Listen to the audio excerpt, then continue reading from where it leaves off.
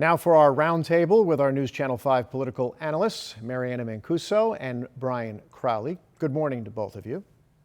Morning. So let's start with the discussion on sending Florida deputies to help patrol the border in Arizona, Texas. We heard Sheriff Snyder talk about this. He said he believes there's chaos at the border. It's his duty as a law enforcement officer to do this because the governor's asking. And I thought it was also interesting that he mentioned he thinks the state of Florida is going to have to end up paying for these deputies to go. Any opinions on this? Well, I think that, the sheriff ultimately will have to answer to the voters of Martin County who elect him.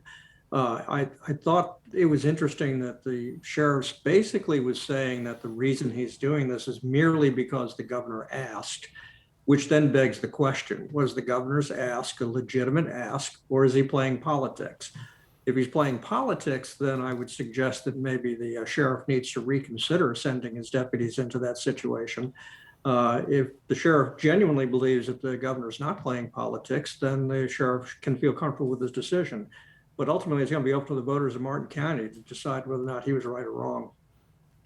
Mary Anna, you think it is playing politics? What's your thoughts on this? Immigrations and border and customs is actually a federal issue.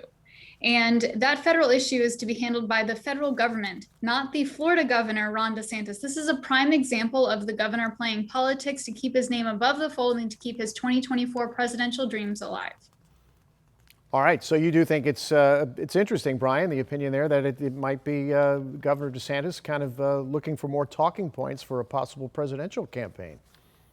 Well, the governor hasn't been shy, especially in the last few months, about playing politics with just about everything. He seems to, in some ways, lost sight of the fact that he's the governor of Florida, as he seems to be spending more time preparing for his race for president in 2024. So it's, Ron DeSantis, who started out kind of a little more in the middle of the road, very strong conservative beliefs, but was willing to work on some issues that made moderates at least happy, especially the environment, has gone really hardcore to the right in recent months. And, he spends most of his time talking to the media on Fox News. So he's clearly not trying to talk to all Floridians, which used to be the job of the governor.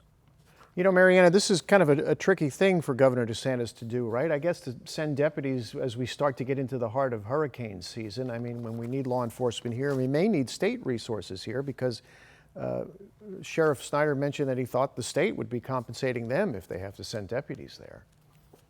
This is problematic. When you send deputies and law enforcement officials from Florida to other states to help at a border, which again is a federal issue, you're taking away resources from that community.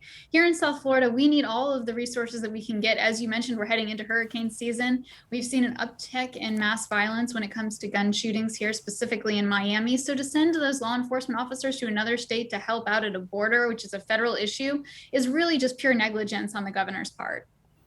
All right, this week, Governor Ron DeSantis also granted a full pardon to violators of local COVID rules. The move is a further effort to halt city and county restrictions that, DeSantis says, lack justification. Capitol reporter Forrest Saunders has more. It's really amazing. It's hard to quantify. I would say that I'm very grateful. The Carnivale's feeling vindicated Wednesday. The plantation gym owners now fully pardoned after several arrests last year. Mike repeatedly disobeying Broward County's mask order. Falling on the sword was something I had to do in Broward County for the greater good of Florida. I was more than happy to do that. The couple felt masks were impractical in gyms and a violation of individual liberties. Governor Ron DeSantis agreeing, granting that pardon during a clemency meeting. So motion carries. Thank you, guys. Sorry about what happened. It applies not just to them, but every nonviolent Floridian who broke similar COVID ordinances. Yay! The Republicans saying the rules have gotten in the way of recovery. We just want to say, we've got to stop that. Let's focus on the real criminals and let's make sure that that's where our effort is. DeSantis and the board also eliminating COVID fees and fines imposed on violators since March. The only opposition coming from Florida Ag Commissioner Nikki Fried. Local control, especially during COVID, is what saved us. A DeSantis opponent in 2022, she says the governor is trying to erode city and county power and consolidate it in Tallahassee. Freed further pointing out DeSantis and the legislature passed bills this session limiting local authority during states of emergency. The Republican Party is supposed to be the party of less government and local control and home rule, and every legislative session, they strip that away. But for Mike and Jillian, it's not a loss of control, it's a new sense of freedom. We're business owners, we're not criminals, so it feels really good to know that I can move forward.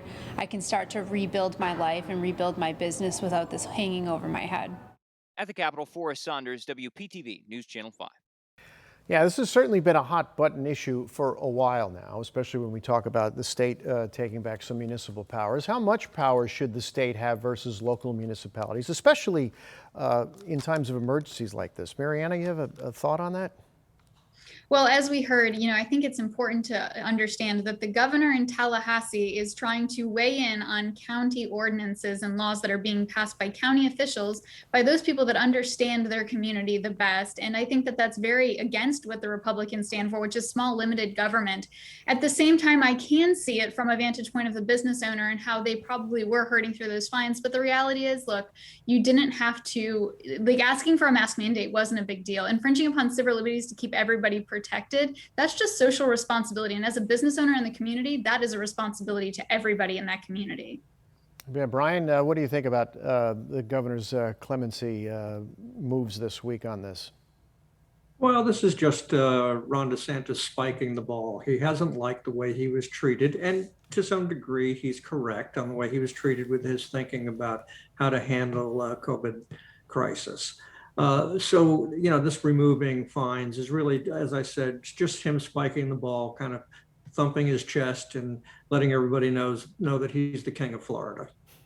All right, Governor DeSantis also made headlines this week, signing a bill requiring schools to offer a moment of silence in the schools. Some say this is a way to get prayer in schools. Brian, do you kind of read the tea leaves that way? Well, usually the people who support the moment of silence are actually supporting prayer in schools. Frankly, I'm not offended either way that it goes. I don't think having a moment of silence in the schools hurts anybody. Where you get into trouble is when that moment of silence turns out into particular prayers out loud. So if they avoid doing those kinds of things, I think a moment of silence is fine.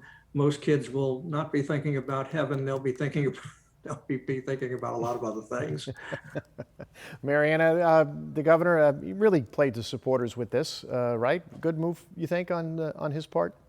It's going to be great for fundraising efforts. The reality is that this moment of silence was already taking place. Signing it into law was just, a completely superfluous thing to do, but he wanted to take a victory lap. So be it. In terms of moment of silence and the people saying, oh, this is just instilling another form of prayer, as long as there is testing in public schools, there will be prayer because every child is praying to pass their exams.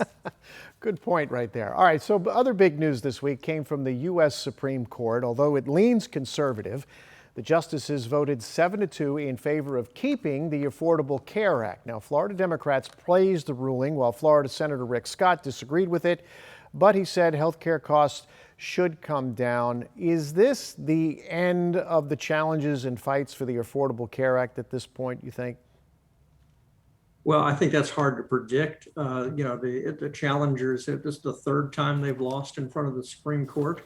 I think that it's going to be harder down the road, but I think people have started to accept the way the Affordable Care Act is now. Right. You don't have the mandate where you had to pay for it. So, the question now is what kind of expansions might they try for in the future? Mary Anna, what do you think real quick here?